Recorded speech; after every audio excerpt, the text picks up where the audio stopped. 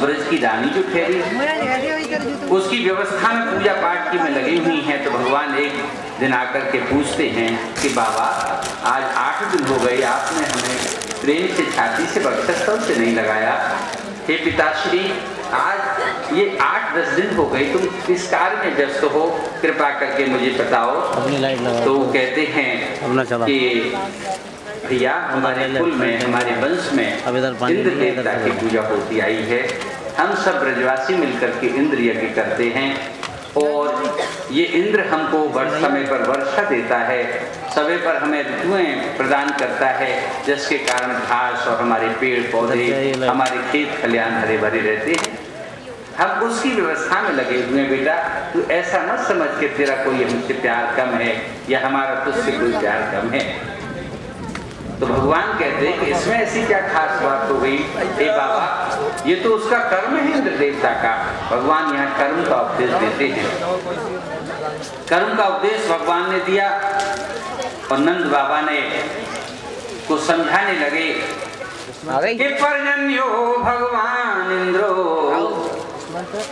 इंद्र देवता पर्जन्य कहे जाते हैं, सब कुछ प्रदान करने वाले कहे जाते हैं। और मेघ तस्यात्म मूर्ते, और मेघ माला जिनकी साक्षात मूर्ति हैं, ये इंद्र ही मेघ बन करके आते हैं।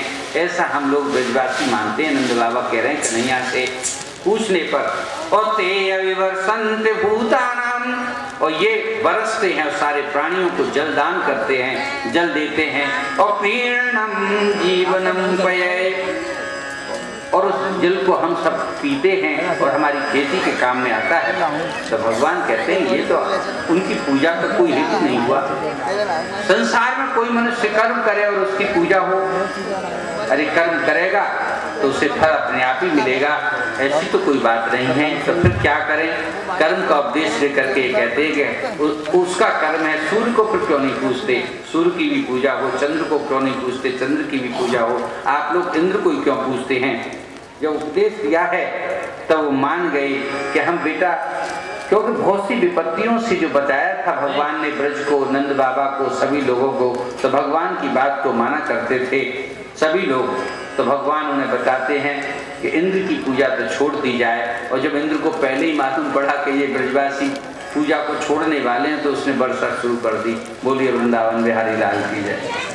तो कहते हैं कि हुयंताम अग्ने, अग्नि में हवन करें और ब्राह्मणों को दान दें, धर्म करें, उनको सब कुछ प्रदान करें, अन्न जल से सबको समता का सिद्धांत भगवान सिखाते हैं कि हुयंताम अग्नये, अग्नि को हम हुयंताम हवन करें। और सम्यक ब्राह्मण ही ब्रह्मवादी, और जो ब्रह्मवादी ब्राह्मण हैं उनको बुलाकर के उनका सम्मान करें, उनको दान दक्षिणा दें। अन्नम बहुविधम तेव्यो, बहुत से प्रकार के अन्न उनको खिलाएं और उनको अन्न से उनका घर भर दें। देयम बोधेनु दक्षिणा, और गायों की दक्षिणा देकर के उनको ओतप्रोत करें। और यवसम च गवाम दत्वा, बहुत सा जौ दें गायों को खाने के लिए, उनको चारा चोकर भी प्रदान करें और गाय भी दें। और गिरे दियताम बलि, इस गोवर्धन पर्वत को भी हमको बलि देनी चाहिए, क्योंकि यही तो हमारी गाय इसी पर तो चढ़ने के लिए जाती हैं, यही तो हमारा सर्वस्व है। गोवर्धन पर्वत के माध्यम से भगवान स्वयं प्रसाद पाना चाहते हैं। भगवान के है जिसके शरीर में कोट कोट देवताओं का निवास है, सारी विभूतियां जिसमें बसती हैं, उनके रहते हुए कोई दूसरा पूजा कैसे ग्रहण कर सकता है। इंद्र भी वही हैं और उपेंद्र भी वही हैं और सूर्य भी वही हैं, चंद्रमा भी वही हैं। उनके रोम रोम में जब वो विराट रूप लेते हैं, जब ब्रह्मांड उनके मुख में समाया हुआ है, तो प्रभु उस पूजा को स्वयं ग्रहण करना चाहते हैं। और क्या कहते हैं कि इस पर्वत की हम परिक्रमा लगाएं हवन इत्यादि कर करके। और कैसे लगाएं कि स्वलंकृता भुक्तवंतम, हम अपने को खूब सजा लें, अलंकार आभूषण इत्यादि पहन लें, भुक्तवंतम थोड़ा बहुत कुछ खा पी लें। ये परिक्रमा करने की भगवान एक प्रक्रिया भी समझा रहे हैं कि परिक्रमा कैसे की जाती है, की जानी चाहिए। कि भुक्तवंतम, भूखे पेट परिक्रमा नहीं करनी चाहिए, कुछ खा पी करके। पूजाएं बहुत सी ऐसी होती हैं, व्रत बहुत से ऐसे होते हैं, उपवास बहुत से ऐसे होते हैं कि आदमी वैसे ही करने लगता है। बिना खाए पिए करने लगता है। अरे ये बात नहीं है। तपस्या, साधना, पूजा थोड़ा बहुत अन्न जल लेकर के अच्छी होती है। भगवान के चरणों में भूखे भजन न होए गोपाला और छिड़ो अपनी कंठी माला। इसलिए थोड़ा सा भगवान उसी सिद्धांत पर आ रहे हैं कि स्वलंकृता भुक्तवंतम और सुन लेता सुवास से, अच्छी तरह से सुगंध लगा लें जिससे कि बाग में चलते हुए प्रदूषण न हो। हम सब ब्रजवासी सब परिक्रमा लगाएं और प्रदक्षिणम च कुरुतः, उसकी प्रदक्षिणा परिक्रमा करके गो विप्राणल पर्वतान, गाय और ब्राह्मण और पर्वतों पर्वत के हम आसपास हो जाएं आदमी भक्तों। इस तरह से जब भगवान ने समझाया है नंद बाबा को, अपने पिता को, ऐसी स्थिति में नंद बाबा पूर्ण संतुष्ट हो गए। अब इंद्र की पूजा तो छूट गई पूरी तरह से। अब तो उस दूसरी पूजा की तैयारी होने लगी, गोवर्धन पर्वत की पूजा की तैयारी होने लगी और इंद्र चिढ़ गया पूरी तरह से। जब चिढ़ जाता है इंद्र तो वो मूसला अपनी बैठक बुलाता है स्वर्ग में, और बैठक बुला करके अपने उसने गणों को बुलाया जो मेघ इत्यादि के रूप में वर्षा किया करते थे। तो एक उनका सबसे बड़ा विकट विकराल गण था जिसका नाम संवर्तक था। खम्भे के बराबर मोटी मोटी धाराएं बरसाया करता था, कोई ओले गिराया करता था और ऐसे छोटे छोटे ओले, बड़ी बड़ी शिलाओं के बराबर ओले। जैसे कि आप बादल फटते हैं, उसका काम था कि बादलों को फाड़ देना और एक बादल फट करके मूसलाधार वर्षा करना। उसको बुलाया कि हे संवर्तक तू जा और देखे इस नंद का बालक इस ब्रज में जन्मा है और उसने कुछ थोड़े से माया के बलबूते पर चमत्कार कर दिए हैं, इसलिए सारा ब्रजमंडल ने मेरी पूजा छोड़ दी है और तू जा करके ये पूजा का इनका बदला ले, इनको तहस नहस कर दे, इनकी गायें झोंपड़े घर कोई भी बचने न पाए। बोलिए वृंदावन बिहारी लाल। संवर्तक ने कहा कि महाराज आप चिंता न करें, अगर ये ब्रज मुझ पे से बच जाए, न बहा के रख दूं इसे, अच्छे अच्छे पहाड़ों को मैंने विलीन कर दिया। जब पहाड़ों पर फटता है बादल तो कई 100 फुट पानी एक साथ जब गिरता है तो पहाड़ जब मेरे आक्रोश से, मेरी गुस्सा से जब फटता जाते हैं, क्या रखता है ये तो मैदान ही है। अब तो सब मूसलाधार वर्षा होने लगी और बादल गड़गड़ाने लगे और तरह तरह से बिजलियां कड़कने लगी। कभी वज्रपात होता है, कभी परेशानियां सामने आती हैं और इधर ठंड का मौसम होने लगा है क्योंकि वर्षा चलती है और तेज हवा चलती है। अंधड़ चलते हैं तो उस समय वैसे भी ठंड बढ़ जाया करती है। गायें कांपने लगी और बाल बाल सब ठिठराने लगे और जैसे भी जंगल में ब्रज में तो झोंपड़ियां इत्यादि सब बने हुए थे, ऐसी स्थिति थी, कोई घर और इस प्रकार के भवन नहीं थे। पूरा वृंदावन तहस नहस पूरे क्षेत्र को वो जलमग्न किए देता है। उधर बाढ़ें आने लगी, जल हिलोर लेने लगा, कलकल नाद होने लगे और वो गायें और बछड़े अब ऐसा लगता है कि ये बच नहीं पाएंगे, ये बह जाएंगे। लबालब पानी 2 फुट 4 फुट 6 फुट बढ़ता चला रहा है। ग्वाल वाल सब त्रस्त हो गए, गोपियां सब दुखी होने लगी, यशोदा मैया कष्ट में आ गई, उनको भी कपकपी छूटने लगी, नंद बाबा परेशान होने लगे और सब मिलकर के भगवान की शरण में आते हैं और क्या कहते हैं कि करके घमंड, हे ब्रजलाल, कि करके घमंड घन छायो ब्रज मंडल पे। घमंड किया है इस इंद्र ने और ब्रजमंडल पर छा गया है ये, इसने बादल छा दिए हैं कि करके घमंड, और घन माने बादल छाए ब्रजमंडल पे और लाए सजाए बेरी मेघनों को जोड़ते। ये बेरी अपने संवर्तक नामक मेघों को जोर से सजा करके ले आया है कि करके घमंड घन छाए ब्रजमंडल पे और लाए सजाए बेरी मेघनों को जोड़ते। मेघों को जोर से सजा लाया है और त्राहे त्राहे गोपगण करण सबे लागे। सभी त्राह त्राह कर रहे कि प्रभु बचाओ, चारों तरफ से भगवान को घेर लिया। गोवर्धन पर्वत की तलहटी में ये लीला हो रही है, ये घटना घट रही है, मूसलाधार पानी पड़ रहा है, भीगते जा रहे हैं, कपकपाते जा रहे हैं, भगवान के सामने प्रार्थना कर रहे हैं कि त्राहे गोपगण और करण सबे लागे। सभी करने लगे और चलो जी कहो नंद के किशोर थे। अब तो एक ही शरण है, शरण है भगवान। और नंद के लाला से कहो कि भाई ने जो ये पूजा इंद्र की रुकवाई, वही हमारी रक्षा करे। वो रात में ना पड़ा है मेरे को। और क्या कहते हैं हाथ जोड़ के कि कहें नंदलाल नाथ अब कहीं बचाए ले। आपने दावा से बचाया, आपने कालिया के जहर से बचाया, आपने कितनी विपत्तियों से हमें बचाया है प्रभु। और ये विपत्ति तो सबसे ज्यादा आन पड़ी है। अब तो हमारे गायों से बछड़ों से हम छूटे जा रहे हैं, वो बहते जा रहे हैं। कन्हैया देखो 10 गाय बह के जा रही हैं, ये 10 बछड़े बह के जा रहे हैं, न रोकिए। तो भगवान से कहने लगे कि कहें नंदलाल नाथ अब कहीं बचाए ले। और बजन बचे वो अब जल की किलोर से। जल में इतनी दूर जब में आ रही है, इतनी बाढ़ आ रही है कि अब बचेगा नहीं। और भगवान ने जैसे उन्होंने प्रार्थना की तो भगवान ने भी क्या किया कि उन्होंने उसी गोवर्धन पर्वत को सब अपने ग्वाल वालों को प्रेरित किया कि आइए मेरे साथ में, सिंध को मैं देखता हूँ, उसकी वर्षा को मैं देखता हूँ। उन्होंने उसी पर्वत को इस तरह से हिलाना शुरू कर दिया। उनके बल और पराक्रम से वो पर्वत हिल गया और उन्होंने तुरंत उठा करके उस पर्वत को अपनी कनिष्ठ उंगली पर उठा लिया। बोलिए गिरिराज धरण भगवान की जय। और कहा कि सब लोग इसके अंदर आ जाइए, सब इसमें इसके गर्त में छुप जाइए। यहाँ पर कोई बाढ़ का और पानी का खतरा नहीं है, बरसने दो।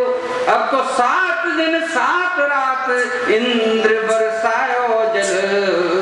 7 दिन 7 रात तक इंद्र जल बरसाता रहा, मोटी मोटी मूसलाधार वर्षा। यमुना भी आकर के उपस्थित हो गई, साकार होकर के बोली कि भगवान आप चिंता मत कीजिए, अगर यह ब्रज में बाढ़ आ जाए तो मैं आपकी भार्या नहीं रहूंगी। बोलिए वृंदावन बिहारी लाल की जय। बरसने दो, पानी में सूत करके अभी समुद्र में फेंक देती हूँ। तो जब तक यमुना मैया है तब तक तो पानी वहां रुकने वाला है नहीं। बोलिए यमुना मैया की जय। कि 7 दिन 7 रात इंद्र बरसायो जल और 56 प्रहर राखो नख गिर नख कोर पे। पर्वत को 7 दिन 7 रात तक अपने नख कोर पर साधे रहे। उधर ग्वाल वालों ने भी अपनी लाठियां लगा ली हैं। और फिर क्या होता है कि कन्हैया गोवर्धन साधे रही हो, सब प्रार्थना कर रहे हैं प्रभु साधे रही हो जो गिर न जाए। आपने उठाया है और आपने कही है हम में इतना बल ना है, हम तो ठंड के मारे कब तो पाए रहे, लेकिन आपने हमें पत्र दे के जाके इसकी बड़ी कृपा करी है। कन्हैया गोवर्धन साधे रही हो रे लाला गोवर्धन, साधे रही हो कन्हैया गोवर्धन, साधे रही हो गिराए मत रही हो, गिराए मत रही हो, गिराए मत रही हो, गिराए मत रही हो रे लाला गोवर्धन साधे रही हो रे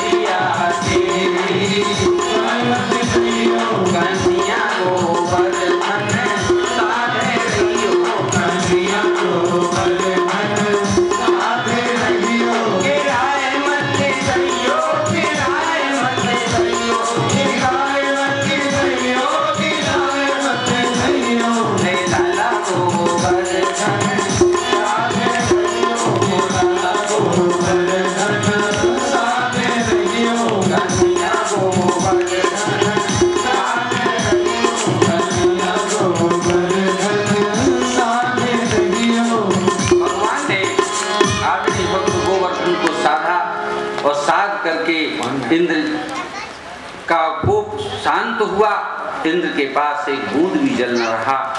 तो इंद्र आश्चर्यचकित हो गया और आश्चर्यचकित होकर के प्रभु की शरण में आया और प्रभु की शरण में आकर के उनसे क्षमा मांगने लगा कि प्रभु मैं आपकी सामर्थ्य नहीं समझा था, मुझे क्षमा कर दीजिए। और उसने भगवान का कामधेनु को संग लाया और भगवान का अभिषेक दूध से अभिषेक कराया। और जो सामग्री ब्रजवासियों ने बनाई थी, जो भोग बनाए थे यज्ञ के लिए, गोवर्धन को खिलाने के लिए, स्वयं भगवान गोवर्धन में अनेक मुख करके प्रकट हो गए और ब्रजवासियों से कहा कि देखो गोवर्धन ने हमें बचाया है और ये गिरिराज धरण ही आपकी इनकी रक्षा की है और यही अब आप इनको खिलाइए। और स्वयं खाते हैं भगवान। अब एक चदरा यहाँ पर यजमान परिवार आ जाए और एक भोग के लिए चदरा भगवान का भोग लग। Oh